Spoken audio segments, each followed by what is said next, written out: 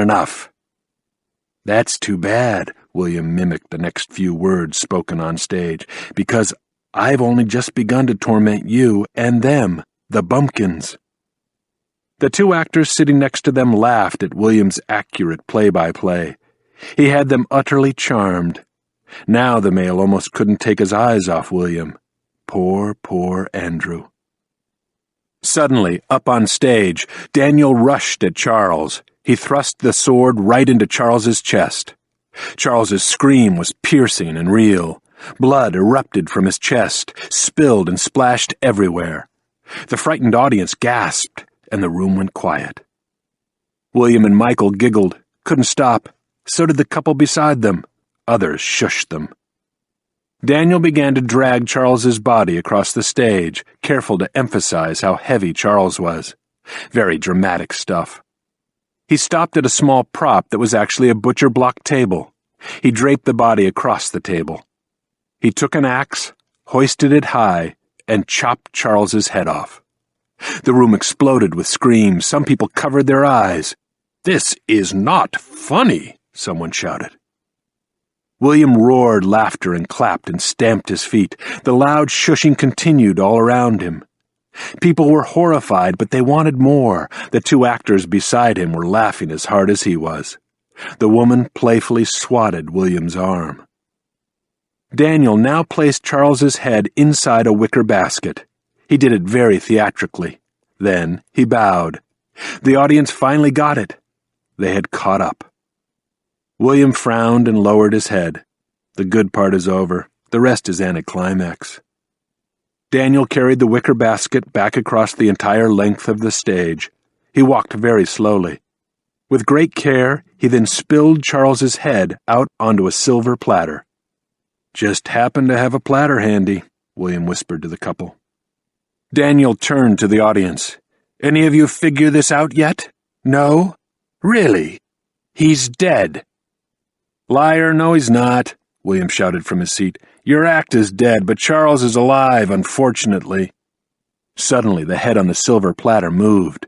Charles's eyes opened. The audience went wild. The illusion was quite stunning, and certainly novel enough. Charles said, "My God, look what you've done, Daniel. All these witnesses saw you. You'll never get away with this, you murderer." Daniel shrugged. "Oh, but I will. Nobody out there really cares about you, or anyone else for that matter. They don't like you. They don't even like themselves. You deserve this, Charles." The head on the platter spoke again. "A public beheading? Help me, Daniel." "What's the magic word, Charles?" asked Daniel. "Please help me," Charles answered. "Please, Daniel, help me." Daniel carefully placed the basket over Charles's head, then carried it back across the stage and, with broad flourishes and theatrical gestures, reattached Charles's head to his body. Charles then rose up and grasped his partner's hand. The two magicians stood together and bowed. "Ladies and gentlemen, we are Daniel and Charles, the best magicians in the world," they shouted to the rafters. The applause inside the room was loud and sustained. People stood and clapped and cheered. The magicians took several more bows. "Boo! Boo! They're fakes!" William and Michael hooted from their seats. They saw a couple of hotel security geeks approaching their table. William leaned toward Andrew Cotton and Dara Gray. "You like magic, theater, adventure?" he asked. "I'm William Alexander, and this is my brother Michael. Let's go somewhere. Let's get the hell out of here. We'll have some real fun." The actors rose, and as they were leaving with William and Michael, the security people arrived. "We want our money back," William said to them. "Daniel and Charles are fakes." Chapter 33. "Your place or ours?" William asked the actors, keeping the question as non-threatening as he possibly could. He didn't want to lose Dara and Andrew now. He had plans for them. "Where are you staying?" Dara asked. She was incredibly sure of herself, a goddess in her own mind, a diva, yet another one. William answered, "Michael and I are at Circus. We're at the Bellagio. We're camped out in a suite. Let's go there then. It's fabulous. The best in Vegas. We have drugs, Andrew said. MDMA. You like? We have lots of fun toys, Dara said, and gently brushed William's blonde hair with her fingers. He could have killed her for the affront. Instead, he took her hand and kissed it. She was so full of life and rich, warm blood. The suite at the Bellagio was on a high floor, and it looked out across a man-made lake with fountains that shot water hundreds of feet into the air. The fountains were choreographed to a song from A Chorus Line. William thought it was an incredible amount of water to be wasting in the desert. He glanced around the room and was surprised that he didn't totally hate it. There were no nylon rugs or acrylic-coated walls, anyway. Bowls of fruit and fresh flowers had been left out in several places. God, he was hungry, famished, but not for grapes and apples. Dara slid out of her Bob Mackie party dress as soon as she pranced in the door. The young actress's body was tanned and toned. She shrugged off an expensive bra. Her small breasts were pert, the nipples erect. She kept on her creamy white thong underwear and her high heels, Jimmy Choo's. William smiled at the actors. Their primping, their practiced, shallow attempts at seduction and eroticism. He thought he wouldn't be surprised if a makeup person popped out of a closet and suddenly wondered what Brad Pitt and Jennifer Aniston were like together in bed. Probably a beautiful blonde boar. Your turn, Dara said teasingly to the brothers. Let's see what you have. Strut your stuff. Let's all get in the mood. You won't be disappointed, William said. He smiled and began to peel off his clothes. He took his time with the thigh-high boots, then slowly unzipped his tight black leather jumpsuit. You sure you don't want to take this monkey suit off for me? He asked Dara. Her eyes were wide. So were Andrew's. William unbound Michael's ponytail, letting his brother's wavy blonde hair flow down onto his shoulders. He kissed Michael's cheek, then his shoulder blade. He began to undress him. Oh, my, Dara whispered. You two are beautiful. They were both hard. Michael and William were large, and their penises pulsed and throbbed as they stood there naked. They weren't shy. The brothers were used to nudity since their boyhoods. They were also accustomed to having sex with strangers. Dara looked around and said, I feel outnumbered, but not overmatched. She took some coke from her purse. William gently stayed her hand. You won't need that. Lie down in the bed. Trust me a little. Trust yourself, Dara. Like a magician, William produced 4 silk scarves, red, blue, and silver. He tied Dara to the bedposts. She struggled some, pretended to be afraid. They all enjoyed watching her act, and Michael put his arm around Andrew, who was getting lost in the shuffle. He was high, too. His blue eyes were glazed. Why don't you get comfortable? Michael whispered. You're among friends. Andrew slid a pair of handcuffs from a black leather bag on the floor. These are for you. Just for fun, okay? Michael obediently thrust his hands out, ready to be cuffed. Just for fun, he said, and laughed. This is going to be so great, Andrew said, his tongue more than a little thick. I can feel a rush already. I think I'm starting to peak.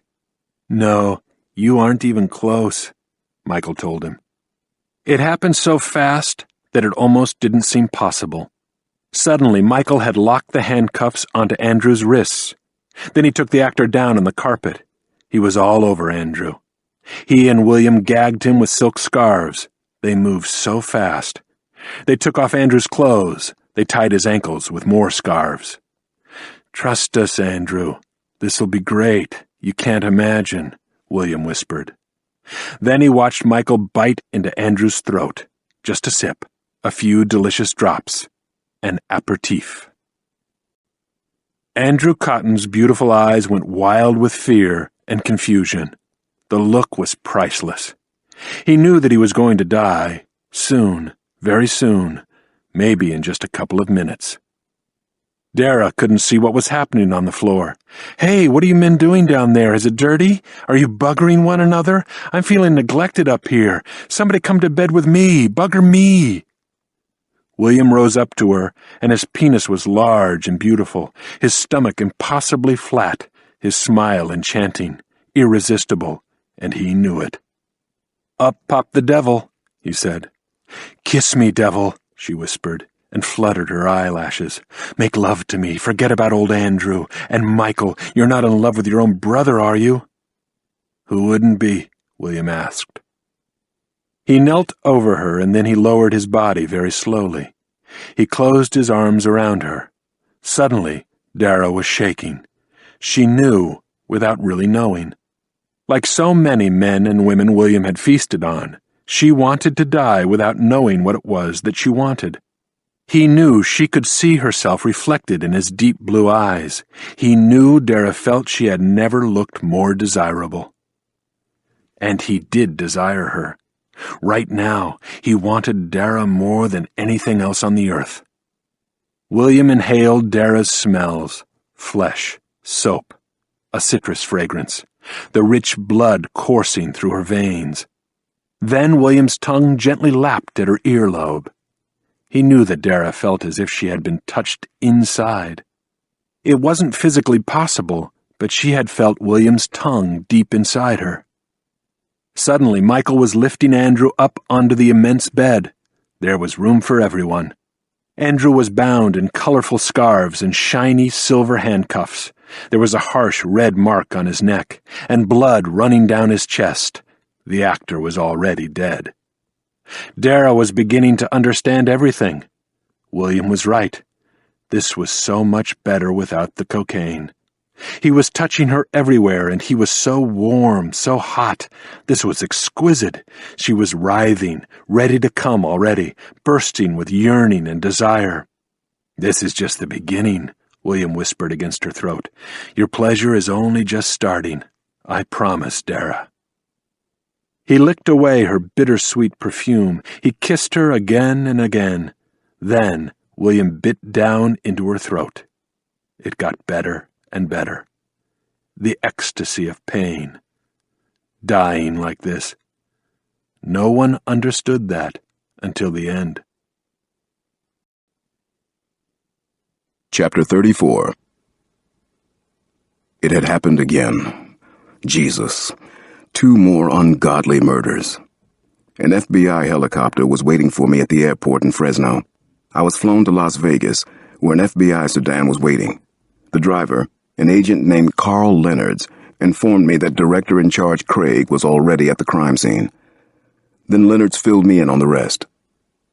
The latest murders had taken place at a 5-diamond luxury hotel, the Bellagio.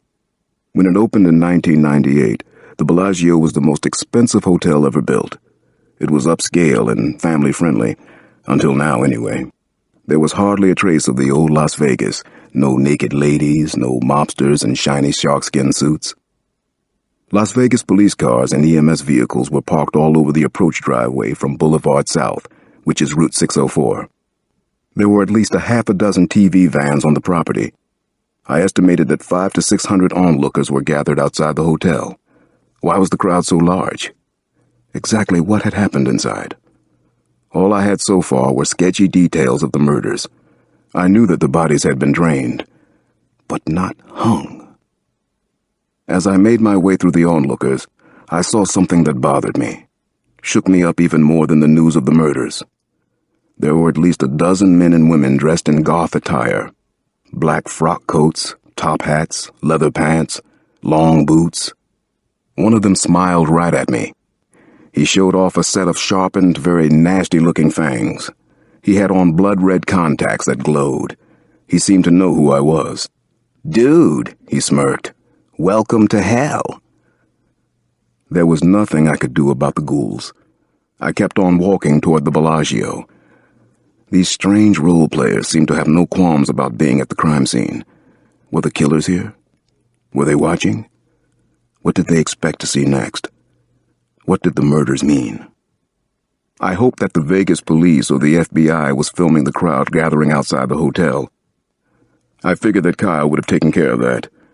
I was here for one reason. I can put together details at a murder